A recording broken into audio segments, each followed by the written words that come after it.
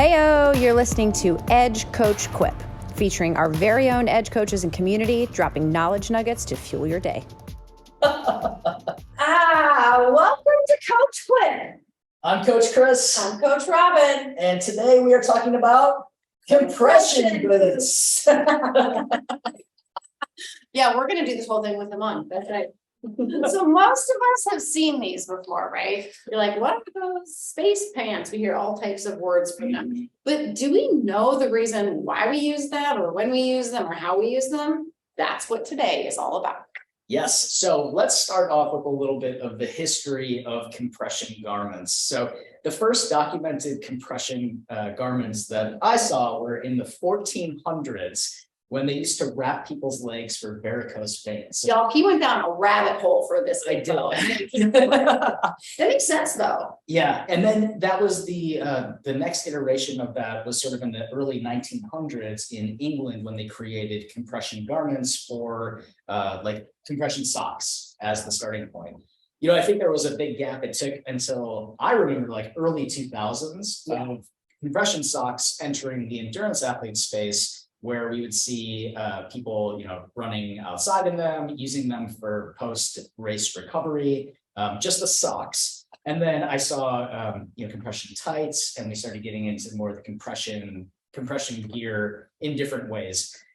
They sort of split two ways. So one way was like the sort of shapewear, your Spanx sort of body shaping. Clearly successful. Yes, very successful, but more for aesthetic purposes than medical purposes. And then our compression boots, modern day compression boots, actually started off as medical grade materials when they were used as devices to help with chronic inflammation and Or preventing blood clots post-surgery. We hear that a lot.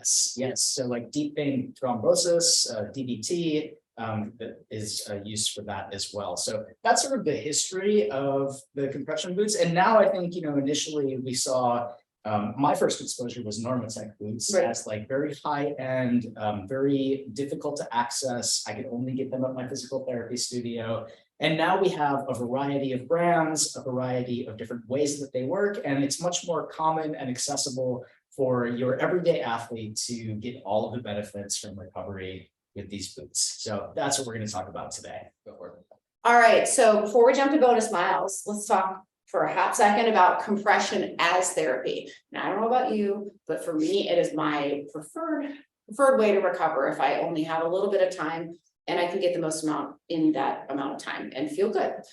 So different types of devices. There are compression boots, there are compression core, there are compression arms. We do not recommend using all at once. That's a lot of blood flow to your core. So those are kind of the different ones. We will really talk a lot about boots today, but that's just because they're the most popular. When to do it, it's typically done, and we'll go into much greater detail of like the science behind when to use it.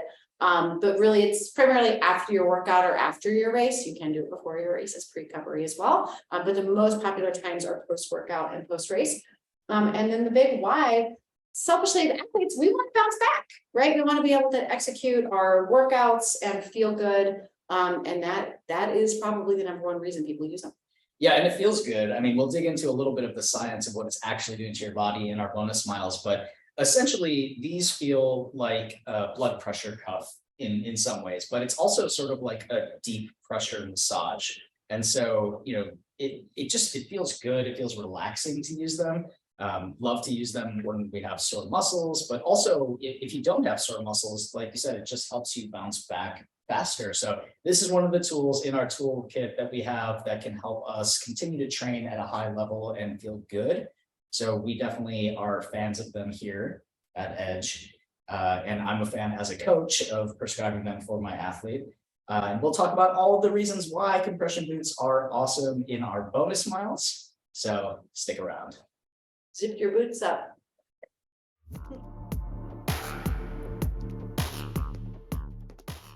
Bonus miles, we're here.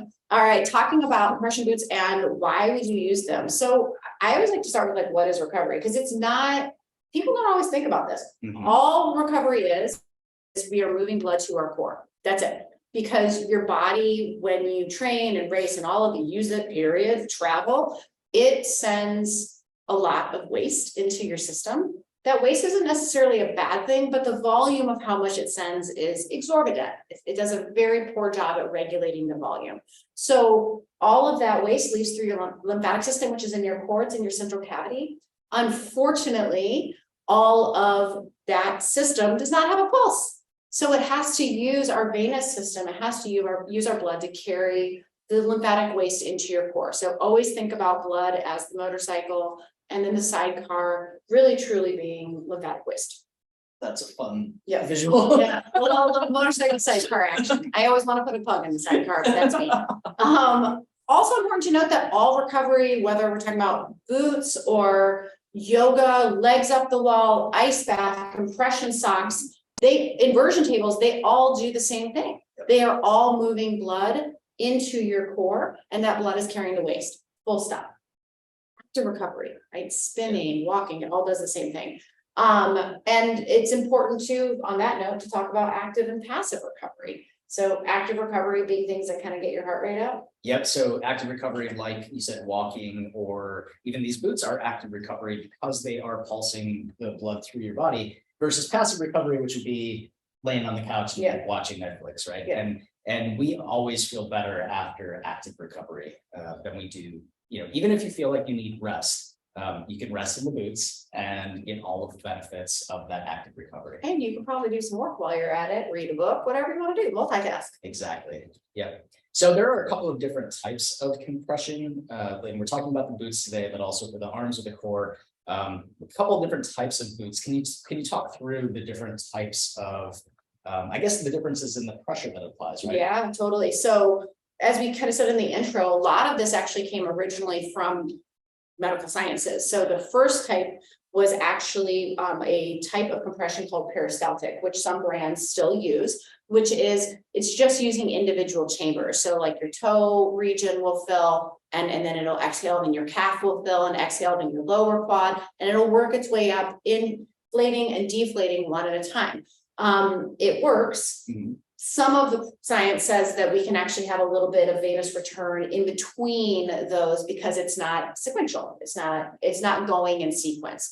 So then medical science increased, their studies of how to clear waste effectively. And again, initially was looking at post-op, and they started to pivot toward what's called a pneumatic sequential. The first one was called peristaltic.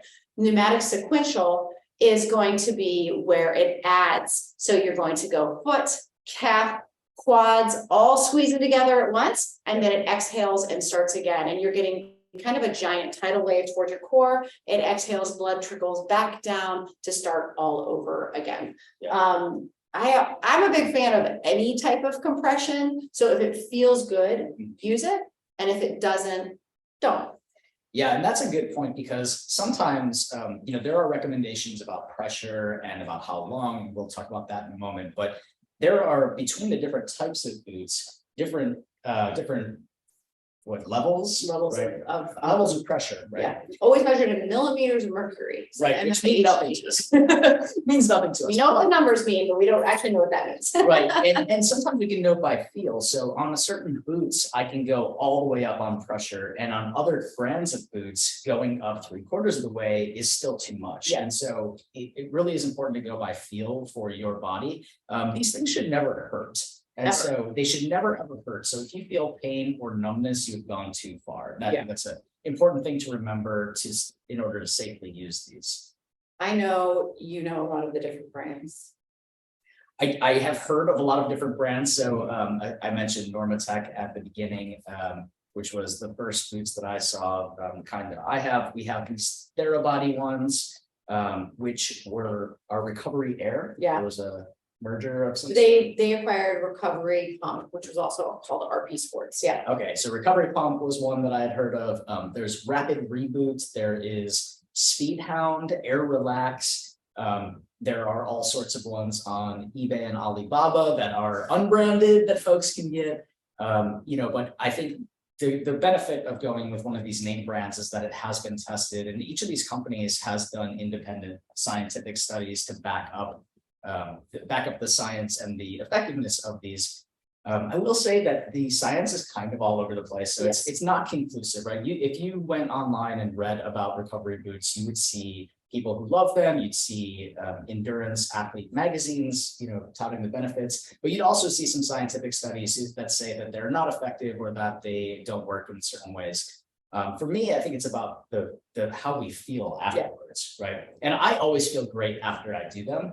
And I know that's not completely placebo effect. It really does make a difference in my body. So I'm a big fan of them. Yeah, absolutely. And as to your earlier point, these things are a lot more accessible to athletes than they ever used to be, which, is great. More people are recovering. My coach Hart is very happy. However, there are a lot of brands out there, especially the off brands, that will go up to like 150, 200 millimeters of mercury, and they don't have a really great way of making sure that the amounts that they're saying you're sending is actually what you're feeling. So just be mindful. You have a buffalo in the background. That's not Okay, so these are a lot more accessible to athletes, but I think that also then brings about questions of, how should we be using them? When should we use them in our training schedule? How often can we use them? Can we use them every day? And what's the sort of the protocol for using something like this as recovery? Yeah, we get asked this a lot, especially for people coming through, even if they use them before kind of periodically. They're like, how do I integrate this into my workouts and my training? My best thing is on intense days or long days, that's when we want to put them on, because that's really, in theory, when we're generating the most amount of waste. When you're doing something recovery based, not as hard of effort, you're not creating as much waste. Getting into them within 60 minutes of being done is really ideal. Are you still getting benefits end of day? Absolutely. But, ideally it's while your venous system is still nice and open and ready to flush. Big open veins means we are fitting a lot of fluids through them, and that means we're getting maximum venous return, which means your lymphatic system is able to access the waste it's trying to scrub out. Yeah. I have heard that we know the benefits for athletes. It was interesting in my research that a lot of the other benefits they talked about was around travel and people who are on their feet all day. So people like nurses, or, they said salespeople, like people who have jobs where you're standing all day, the benefits, like you said, of flushing the system, flushing the legs. And I would say that's not necessarily the hard or long, intense days, but they got a lot of steps. Yes, accumulation over time, right? Of being completely vertical, of spending a lot of time on your feet, that these would definitely help with that. And there really is no too much, right? It's kind of like if you're cleaning the sink and it's clean and you keep the water on, you're going to be a jerk and wasting water. But are you causing the sink any harm because you're running extra water through it? No. So there is no too much. There is too much on pressure, to Coach Chris's earlier point. But if you want to use them daily, there really is no reason not to. Yeah. Always remember, our lower part, especially our low leg, is at such a gravitational disadvantage. We're on our feet most of the time. It's the furthest from our heart. So from our central cavity, it's having to go the longest highway to get into there and to be scrubbed out. And, numbers wise, we're in that position longer than we are. Even sitting, you're getting a lot of pooling in that low leg. So the more help we can always give those legs, the better. You had mentioned that you can't do it too long. For a single session, say after one of those long runs or intense runs, what are we looking at? Like 30 minutes, an hour, all afternoon?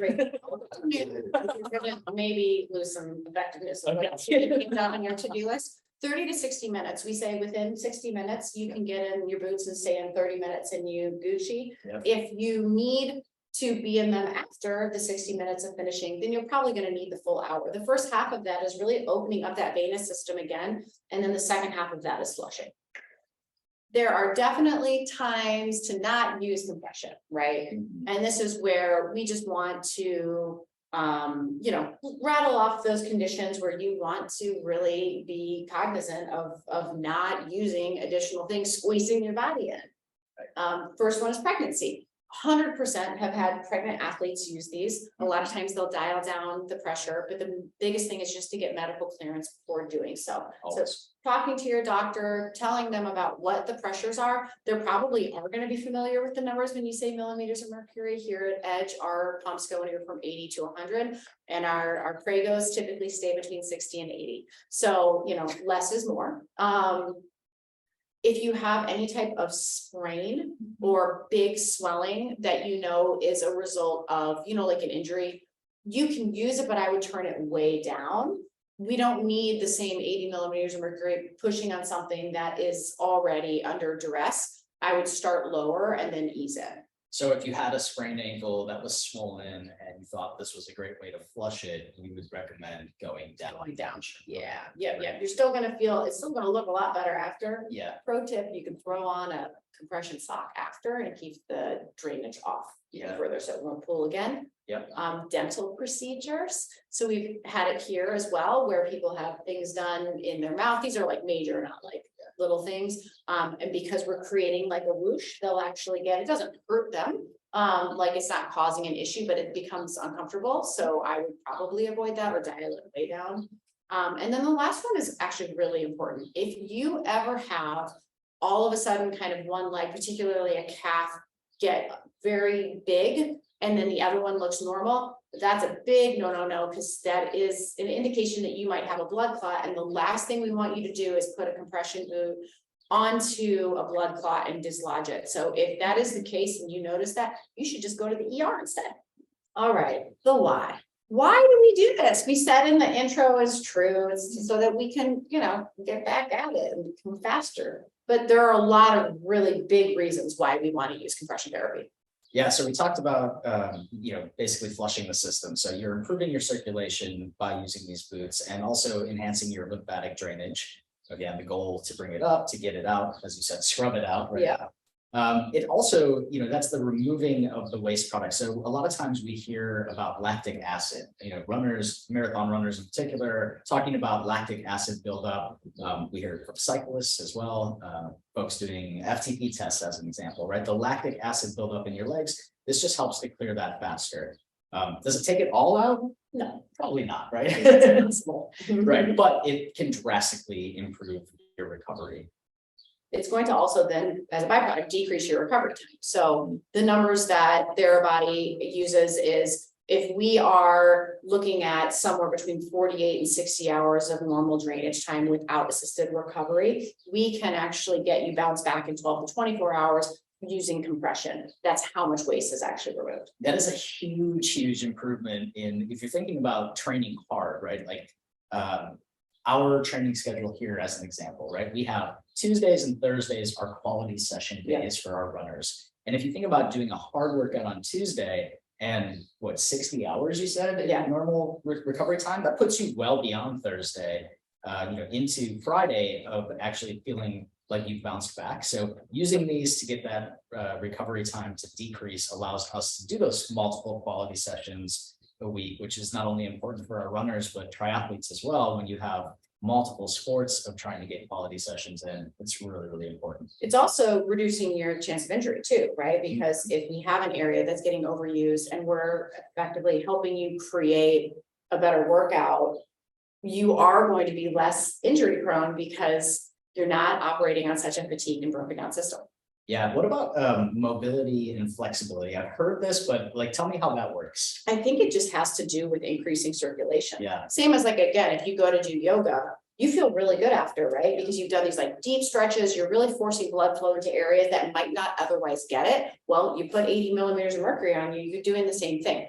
We are not saying go and do this and then go and do some cartwheels, but you might notice that after you have a little bit more ease of just moving around. And that's because we really opened up that venous system and gotten blood into new areas. Yeah, you're not going to wear these things and be able to do a full split afterwards. You didn't do that before, but it definitely does help us feel a little bit better. Yeah. I also love the bonus benefits, right? So these are the ones that we can't put a number on it, but they are really relaxing. I use these as a reward. When I get, enough of my to-do list done, I'm obviously done with my run, I'm showered, I'll sit in these as I, tackle other things. And it really is a way to unwind during the day. Yeah, definitely. And then priming. So knowing that this is part of your routine, but I tell some of my athletes, your workout is not over until you've eaten a recovery. I love it. All the way through. Yeah. So you do not get to say that you've completed that workout until you've had your protein shake or recovery meal after that long This can be a very similar thing, right? Your day of training is not done until you've done this. And then like, how else would you use this for priming? I would do it for pre-recovery. Pre-recovery. So heading into a race, a lot of athletes, what else are you doing? You're going out of your mind. What else could you do? You can get rid of any extra waste and be able to toe the line really, really fresh. So putting these on, the day before a race, maybe right after your shakeout, if you have one, throwing on compression socks so it stays off. That way, if you have to go to the expo or you're on your feet, we're always on our feet more than we need to be the day before the race. So this offsets that and just makes you feel ready. Yeah, definitely. And then social recovery. Oh boy, my favorite. I love doing it here. You're in the boots with other people who are recovering. You're all doing something to get better, to feel better. But there is that social aspect of doing it with other people. It's like the difference of like doing an ice bath at home versus here. Yeah. It's so much better when it's shared. We have a lot of our athletes who've purchased boots to have at home, and they say, I actually like doing them at Edge more. And it's nice to have the option for home for like a Sunday night, but I use them more at Edge because it's that collective, hey, we're doing this together. Let's again, finish our workout and make sure that we take it all the way through. Okay. Let's talk a little bit about just some tips of using them for first-time users. So the first thing that I would say is you don't want to use these with your jeans on. It's not comfortable. And it's not comfortable. So you have to think like these things inflate, they squeeze against your body. So while I have shorts on right now, my preference would probably be like longer pants in these. Like a windbreaker. Yeah. Like light track pants. And then always wearing socks. I mean, it can get a little steamy in there. If you're using public boots in a group setting, we're going to clean them in between every time, but you want to make sure that you feel comfortable being in boots. Yeah, always bear in mind that the inside fabric for most of these, I know for Therabody, it's actually a medical grade fabric. So it's meant to warm you up and like, again, help with that opening of your arteries so that you can clear the most amount of waste. Well, what that means is you get a little sticky. And then when you take them off, you get a little cool. Yes, which is always nice. The second thing I'd say is to make sure that you have anything that you might need nearby, because once you're locked into these things, it's not difficult to get out of them. It's just a little bit of a pain. So you want to use the bathroom before you jump in them. You want to make sure that you have your water, your phone, whatever you're going to be, reading material nearby so that you can make sure that you just are settled and relaxed. And if your pump doesn't have a timer, I would set a timer because time is nebulous when you're in them. It's like you're getting a constant, wonderful hug. And I think that it helps to know when you've hit that 30 or 60, or if you have a meeting, right, to know to turn them off and be able to take them off.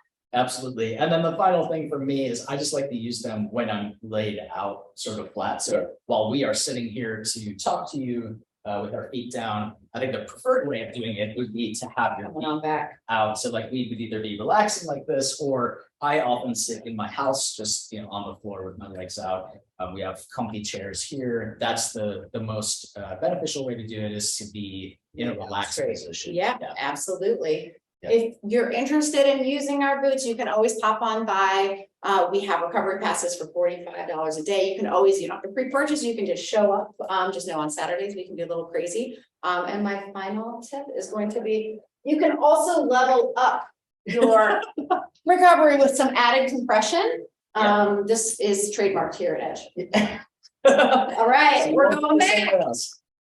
All right. Well, happy recovering, everybody. Check out those boots. If you are using them, tag us in your photos, and we will catch you on the next episode of Coach Quip.